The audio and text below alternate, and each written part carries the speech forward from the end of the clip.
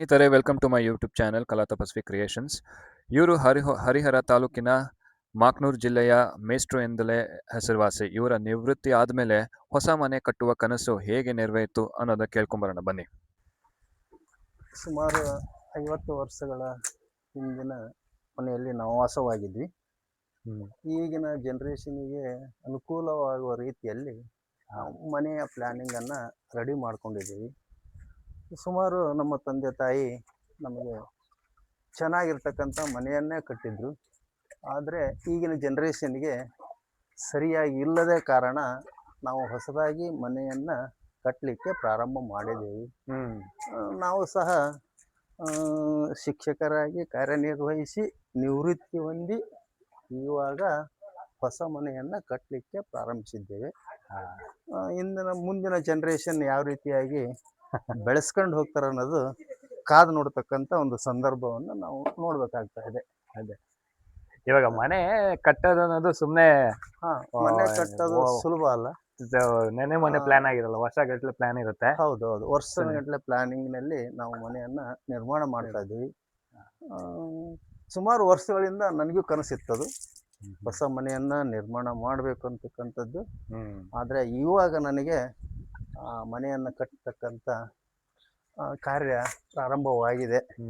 ಇವಾಗ ಮನೆ ಇನ್ನು ಸಂಪೂರ್ಣವಾಗಿ ಮುಗಿದಿಲ್ಲ, ಇನ್ನು ಬಹಳಷ್ಟು ಕೆಲಸಗಳು ಕಾರ್ಯಗಳಿದ್ದಾವೆ.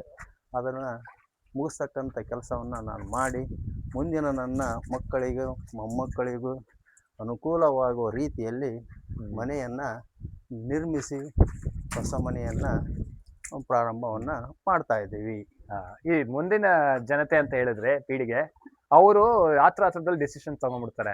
ಸಾಲ ಮಾಡಿ ಮನೆ ಕಟ್ಬೇಕಾ, ಇಲ್ಲ ಏನೇ ಇದ್ರು ಟೈಮ್ ನೋಡ್ಕೊಂಡು ಇರೋದನ್ನ ಕೂಡಿಟ್ಟು ಮನೆ ಕಟ್ಟೋದು ಒಳ್ಳೇದಾ ಅಂತ. ಸಾಲ ಮಾಡುವುದಕ್ಕಿಂತ ಮನೆಯನ್ನ ಕಟ್ಟುವಾಗ ನಮ್ಮ ಹತ್ರ ಎಷ್ಟಾದ್ರೂ ಒಟ್ಟು ಹಣ ಇರಲೇಬೇಕಾಗತ್ತೆ. ಬರೀ ಸಂಪೂರ್ಣ ಸಾಲದಿಂದ ಮನೆ ಕಟ್ಟಲಿಕ್ಕೆ ಆಗೋದಿಲ್ಲ. ಆಮೇಲೆ ಸಾಲ ಮಾಡಿದ್ರು ಅದನ್ನ ತೀರ್ಸ್ತಕ್ಕಂಥ ಒಂದು ಕೆಪಾಸಿಟಿ ಇರಬೇಕಾಗತ್ತೆ. ಒಂದೇನಾದ್ರೂ ಕೆಲಸ ಇರಬೇಕು, ಅಥವಾ ಜಾಮೀನಿನಲ್ಲಿ ಒಳ್ಳೆ ಇಳುವರಿ ಬರ್ತಕ್ಕಂಥ ಬೆಳೆಗಳಿರಬೇಕು. ಆವಾಗ ನಾವು ನಿರ್ಮಾಣ ಮಾಡಲಿಕ್ಕೆ ಅನುಕೂಲ ಆಗುತ್ತೆ. ಸರಿಯಾದ ಒಂದು ಅಡಿಪಾಯ, ಸರಿಯಾದ ಒಂದು ಪ್ಲಾನಿಂಗ್ ಇಟ್ಕೊಂಡು ಮಾಡಿದ್ರೆ ಒಳ್ಳೇದು. ಇಲ್ಲ ಅಂದ್ರೆ ಫೈನಾನ್ಷಿಯಲ್ ಫ್ರೀಡಮ್ ಇರಲ್ಲ. ಹೌದು. ಆಮೇಲೆ ಒಂದು ಚೌಕಟ್ಟು ಅನ್ನೋದು ಏನಂತಾರೆ, ಅದ್ರಲ್ಲಿ ಸಿಕ್ಕಾಕೊಂಡು ಲೈಫ್ ಲಾಂಗ್ ಒದ್ದಾಡ್ಬೇಕಾಗತ್ತೆ ಆ ಪರಿಸ್ಥಿತಿ. ಹೌದೌದು. ಸಾಲ ಮಾಡಿ ಮನೆಯನ್ನ ಕಟ್ಟಬಾರ್ದು ಯಾವಾಗಲೂ. ನಮ್ಮದೇ ಆಗಿರ್ತಕ್ಕಂಥ ಹಣ ಇರಬೇಕಾಗತ್ತೆ ಜೊತೆಗೆ. ಆವಾಗ ನಾವು ಮನೆಯನ್ನು ಕಟ್ಟಲಿಕ್ಕೆ ಪ್ರಾರಂಭ ಮಾಡ್ಬೋದು. ಅಲ್ಪ ಸ್ವಲ್ಪ ಸಾಲ ಮಾಡ್ಕೋಬಹುದು. ನೀವು ಸಂಪೂರ್ಣ ಸಾಲದಲ್ಲೇ ನಾವು ಮನೆ ಕಟ್ತೇವೆ ಅಂದ್ರೆ ಆಗಂಗಿಲ್ಲ. ಮುಂದೆ ತೀರ್ಸ್ತಕ್ಕಂಥ ಕೆಲಸ ಬಹಳ ತೊಂದರೆ ಆಗ್ತಾ ಇದೆ. ಆದ್ರಿಂದ ನಾವು ಎಷ್ಟಾದ್ರೂ ಅಮೌಂಟ್ ನಮ್ಮ ಕಡೆ ಇರಬೇಕಾಗತ್ತೆ. ಆವಾಗ ನಾವು ಮನೆ ಕಟ್ಟಲಿಕ್ಕೆ ಅನುಕೂಲ ಆಗುತ್ತೆ, ಮಕ್ಕಳಿಗೂ ಸಹ ಸಹಾಯಕವಾಗುತ್ತದೆ. ಪ್ಲೀಸ್ ಸಬ್ಸ್ಕ್ರೈಬ್ ಮಾಡಿ ಕಲಾ ತಪಸ್ವಿ ಕ್ರಿಯೇಷನ್ಸ್.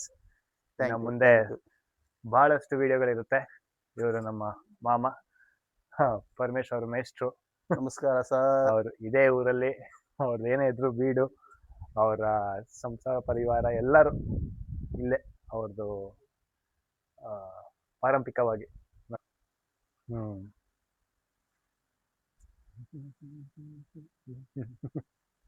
ಕೇಳದ. ಅದೇ ಮಾಮ, ಇನ್ನೊಂದು ಪ್ರಶ್ನೆ ಇತ್ತು. ಅದೇ ಇವಾಗ ಯೂತ್ಸ್ ಬಗ್ಗೆ ಹೇಳಿದ್ರೆ, ಈ ತರ ಮನೆ ಕಟ್ಬೇಕಾದ್ರೆ ಸಾಲ ಮಾಡಿದ್ರೆ ಒಳ್ಳೇದಾ, ಇಲ್ಲಾಂದ್ರೆ ಕೂಡಿಟ್ಟು ದುಡ್ಡಲ್ಲೇ ಕಟ್ಟೋದು ಒಳ್ಳೇದಾ ಅಂತ. ಇದೇ ರೀತಿಲಿ ನಿಮ್ಗೆ ಪ್ರತಿಯೊಬ್ರು ಲೈಫಲ್ಲೂ ಹಲವಾರು ಘಟ್ಟ ಬರುತ್ತೆ. ಅದೇ ಮದ್ವೆ ಅನ್ನೋದು ಒಂದು ಘಟ್ಟ, ಅದಾದ್ಮೇಲೆ ಮನೆ ಕಟ್ಟೋದೊಂದು, ಎಜುಕೇಶನ್ ಆಗಿರ್ಬೋದು. ಸೊ ಎಲ್ಲಾನು ಸಾಲದಲ್ಲೇ ಬಿದ್ದು ಅದರಲ್ಲೇ ಒಂದು ಗೊಂದಲದಲ್ಲಿ ಇಕ್ಕಟ್ಟಲ್ಲಿ ಸಿಕ್ಕಾಕೊಳ್ಳೋದ್ಗಿಂತ ಇರೋ ದುಡ್ಡನ್ನ ಏನಿದ್ರು ಫ್ಯೂಚರ್ ಕೂಡಿಡೋದು ಒಳ್ಳೇದಾ, ಇಲ್ಲಾಂದ್ರೆ ಎಲ್ಲಾನು ಸಾಲ ಮಾಡ್ಕೊಂಡು ಕೊನೆಗೆ ಯಾವ್ದು ನಿಭಾಯಿಸಕ್ಕಾಗದೆ ತುಂಬಾನೇ ಇಕ್ಕಟ್ಟು ಪರಿಸ್ಥಿತಿ ಸಿಕ್ಕಾಕೋತಾರೆ. ಸೊ ಅದನ್ನ ಹೆಂಗೆ ಬ್ಯಾಲೆನ್ಸ್ ಮಾಡಿದ್ರು ನೀವು, ನಿಮ್ಮ ಎಕ್ಸ್ಪೀರಿಯನ್ಸ್? ನನ್ನ ಎಕ್ಸ್ಪೀರಿಯನ್ಸ್ ಪ್ರಕಾರ ಅಂದ್ರೆ, ನಾನು ಬಹಳ ಕಷ್ಟವನ್ನು ಅನುಭವಿಸಿ ಇಲ್ಲಿ ತನಕ ಬಂದಿದ್ದೀನಿ. ನನಗೂ ಫಸ್ಟಿಗೆ ಒಂದು ಜಾಬ್ ಇರಲಿಲ್ಲ.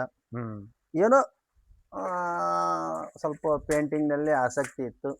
ಆವಾಗ ನಾನು ಫಸ್ಟ್ಗೆ ನೈಟ್ ಡೇ ಫುಲ್ ಡೇ ಅಲ್ಲಿ ಪೇಂಟ್ ವರ್ಕ್ ಮಾಡಿ, ಆವಾಗಲಿಂದನೇ ನಾನು ಸ್ಟಡಿಯಲ್ಲಿರುವಾಗಲೇ ಈ ಕಾರ್ಯವನ್ನು ಮಾಡಿಕೊಂಡು ಅಲ್ಲಿಂದನೇ ಸ್ವಲ್ಪ ಹಣವನ್ನು ಕೂಡಿಟ್ಟಿದ್ದೆ. ಆ ಕೂಡಿರ್ತಕ್ಕಂಥ ಹಣವನ್ನು ಇವಾಗ ನಾನು ಮನೆ ಕಟ್ಟಲಿಕ್ಕೆ ಉಪಯೋಗಿಸ್ತಾ ಇದ್ದೇನೆ. ಹ್ಮ್ ಆದರೆ ಇದು ಮಕ್ಕಳು ಜಾಬಿಗೆ ಸೇರಿದ ತಕ್ಷಣನೇ ಹ್ಮ್ ಅವರು ಒಂದು ಪ್ಲಾನಿಂಗ್ ಮಾಡ್ಕೋಬೇಕು. ಏನಪ್ಪ ಅಂದ್ರೆ ಮನೆಯನ್ನು ಕಟ್ಟಲಿಕ್ಕೆ ಪ್ರಾರಂಭ ಮಾಡ್ಕೋಬೇಕು. ಹ್ಮ್. ಸಾಲ ಊಟ ಅದು ಅಂತಕ್ಕಂಥದ್ದು ಯಾವುದನ್ನು ನೆನೆಸ್ಬಾರ್ದು. ಅರ್ಧ ಮನೆಗೆ ಹೋಗುತ್ತೆ, ಅರ್ಧ ಊಟಕ್ಕಾಗತ್ತೆ. ನಾನು ಆವಾಗಲೇ ಕಟ್ಟಿದ್ರೆ ಶಾಣೆ ಆಗ್ತಿದ್ದೆ. ಆದರೆ ನಾನು ನಿವೃತ್ತಿಯಾಗಿ ಕಟ್ತಾ ಇದ್ದೀನಿ. ಇವಾಗ ನನಗೆ ಯಾವುದೇ ರೀತಿಯಾಗಿರ್ತಕ್ಕಂಥ ಅಮೌಂಟ್ ಬರ್ತಾ ಇಲ್ಲ. ಹ್ಮ್ ಹ್ಮ್ ಹಾಗಾಗಿ ಸ್ವಲ್ಪ ತೊಂದರೆ ಆಗ್ಬೋದು. ಆದರೆ ಯಾರು ನೌಕರಿ ಸೇರಿರ್ತಾರೋ ಅಥವಾ ಅಮೌಂಟ್ ಬಂದಿರುತ್ತೋ ಅದನ್ನು ಮೇಂಟೆನೆನ್ಸ್ ಮಾಡ್ಕೊಂತ ಹೋದೆ ಅಂದರೆ ಸರಳವಾಗಿ ಜೀವನವನ್ನು ಸಾಗಿಸ್ಬೋದು ಅಥವಾ ಮನೆಯನ್ನು ನಾವು ಸಂಪೂರ್ಣವಾಗಿ ಕಟ್ಬೋದು. ನಮ್ಗೆ ಯಾವ ಪ್ಲ್ಯಾನಿಂಗ್ ಬೇಕೋ ಆ ಪ್ಲ್ಯಾನಿಂಗ್ನಲ್ಲಿ ಮನೆಯನ್ನು ಕಟ್ಬೋದು. ನಾವು ವರ್ಷದಲ್ಲೇ ಮುಗಿಸ್ಬೇಕು ಮನೆ ಅಂತಕ್ಕಂಥ ಪ್ಲ್ಯಾನಿಂಗ್ ಇಟ್ಕೋಬಾರ್ದು. ಹ್ಮ್ ಸ್ವಲ್ಪ ಸ್ವಲ್ಪ ಸ್ವಲ್ಪ ಸ್ವಲ್ಪ ಕಟ್ಕೊಂತ ಹೋದಂದ್ರೆ ನಾವು ಸಂಪೂರ್ಣವಾಗಿ ಕುಟುಂಬವನ್ನು ಮತ್ತು ಮನೆಯನ್ನು ನಿರ್ಮಾಣ ಮಾಡಲಿಕ್ಕೆ ನಮಗೆ ಸಹಾಯಕವಾಗುತ್ತದೆ. ಸೊ ಇವರ ಎಕ್ಸ್ಪೀರಿಯನ್ಸ್ ಮಾತಿನ ಪ್ರಕಾರ ಅದೇ ಎಲ್ಲ ಹಂತ ಹಂತವಾಗಿ ಅವ್ರವ್ರ ಅನುಕೂಲ ತಕ್ಕನಾಗೆ ಅವ್ರು ಹೆಂಗ್ ಪ್ಲಾನ್ ಮಾಡ್ಕೊಂಡು ಅವರು ನಿವೃತ್ತಿ ಒಂದ್ ಮೇಲೆ ಕೈ ಹಾಕಿದ್ದಾರೆ. ಸೊ ಅದಕ್ಕೆ ಡಬಲ್ ಗುಣಿಗೆ ಬೇಕು, ಸುಮ್ಮನೆ ಎಲ್ಲ ಆಗಲ್ಲ. ಕೆಲಸ ಮಾಡ್ಕೊಂಡೇ ಫ್ಯಾಮಿಲಿ ನಿಭಾಯಿಸ್ಕೊಂಡು ಮನೆ ಕೈ ಹಾಕೋದು ಅದು ಒಂದು ರೀತಿಯಾದ ಪ್ಲಾನಿಂಗ್ ಆಗುತ್ತೆ. ಅದು ತುಂಬಾ ಒಳ್ಳೇದೇ ಆಗಿರುತ್ತೆ. ಯಾಕಂದ್ರೆ ದುಡಿಮೆ ಇದ್ದಷ್ಟು ನಿಮ್ಗೆ ಒಂದು ಬಲ, ಒಂದು ಕಾನ್ಫಿಡೆನ್ಸ್ ಅದೆಲ್ಲಾನು ತುಂಬ್ತಾ ಹೋಗುತ್ತೆ. ಅವಾಗ ಹಣ ಬರ್ತಾ ಇರುತ್ತೆ ತಿಂಗಳ ಅದರಲ್ಲಿ ಮೇಂಟೈನ್ ಮಾಡ್ಬೋದು. ಸೊ ಇದಾಗಿತ್ತು ನಮ್ಮ ಯೂಟ್ಯೂಬ್ ಕಲಾ ತಪಸ್ವಿ ಕ್ರಿಯೇಷನ್ಸ್ ಕಡೆಯಿಂದ ಒಂದು ಚಿಕ್ಕದಾದ ಮಾಹಿತಿ. ಇದು ಊರು ಬಂದು ಮಾಕ್ನೂರು ಊರು. 40x20, 40 ಅಡಿ ಉದ್ದ, 20 ಅಡಿ ಅಗಲ, 800 ಸ್ಕ್ವೇರ್ ಫೀಟ್ ಮನೆ.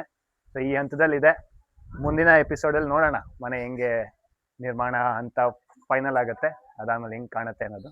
ನಾನು ತುಂಬ ನಿಮ್ಮ ಥರನೇ ಕಾತರದಿಂದ ಕಾಯ್ತೇನೆ. ದಯವಿಟ್ಟು ಸಬ್ಸ್ಕ್ರೈಬ್ ಮಾಡಿ, ಸಪೋರ್ಟ್ ಮಾಡಿ. Thank you. ಇದು ನಾನು